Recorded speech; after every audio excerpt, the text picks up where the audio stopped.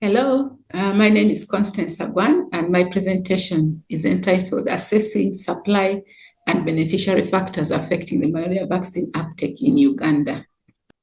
In April 2025, the Ministry of Health and Partners embarked on an ambitious plan to roll out the malaria vaccine, targeting approximately 1.1 million children in Uganda. The vaccine which is being rolled out is the R21 matrix, which is the second vaccine to be approved by the WHO. So the vaccine is administered through the EPI program, and it's administered on a 4-dose schedule at 6, 7, and 18 months. So we're aware that malaria vaccine is one of the key interventions to combat severe malaria disease among the under 2-year-olds. So in this activity, we aim to assess the factors affecting the malaria vaccine uptake in the target population. So this is going to take a mixed methods approach in which we will collect both qualitative and quantitative data. And this data will be concurrently analyzed to be able to understand the complex factors at play in the uptake of the vaccine. So this is going to be implemented in the Busoga region, which is the eastern part of the country, and will enroll about 768 respondents in both the supply and the beneficiary arms.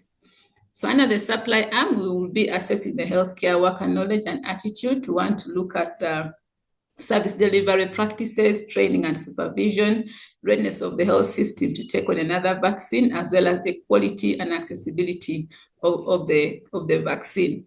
Under the beneficiary arm, we want to look at the caregiver knowledge and attitude, socio-cultural factors affecting the malaria vaccine uptake, as well as the economic and logistical issues surrounding the uptake, especially in regards to subsequent doses.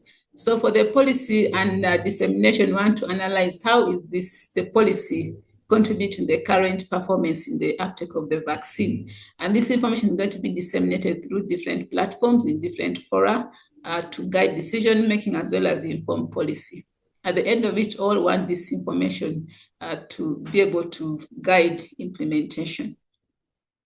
So to date, we've been able to achieve a number of milestones. One of them is we got buy-in from the vaccine technical lead, who allowed for the full development of the proposal, and because of that, we've been able to develop tools which are currently under review. So our next steps will be to pilot the tools to assess if the tools are generating the information the questions are asking, and then we also want to make a presentation to the wider EPI group for buy-in as well as technical guidance and implementation. Then we also want to present this document to the National Council of Science and Technology for ethical approval before we go into wide-scale implementation. So throughout the program, both the WomenLift program and the development of this project have developed a number of skills. One of them is authenticity. So under authenticity, I've discovered that the ability to show genuineness and interest in making a contribution to the success of the program helped me gain trust from the technical team, a technical lead in particular, who gave me a go-ahead to develop a proposal in this area. Inclusivity, I've been able to leverage on a number of perspectives from different people, including my mentee team group, that guided me on further refining this document.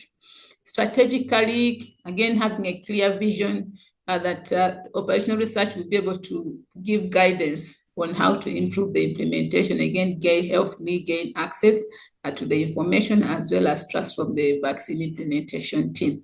So this activity has impacted my leadership in a number of ways. One of them is it has helped me to be proactive, and it has helped me to put myself out there, present, show what I can do, and receive the feedback and use the feedback to make myself a better leader. In conclusion, the program at large has helped me to overcome the imposter syndrome, which has been my major challenge in my leadership journey. So when I joined WomenLift Health journey, that was my major problem. But right now, I'm able to, to share out what I can do, sell myself, and use the information I get to make improvements in my leadership journey. So this active doesn't have a budget line right now, so any financial support is highly welcome.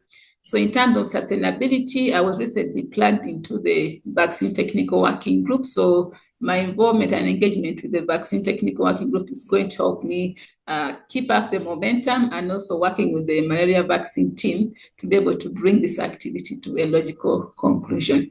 Thank you so much for listening.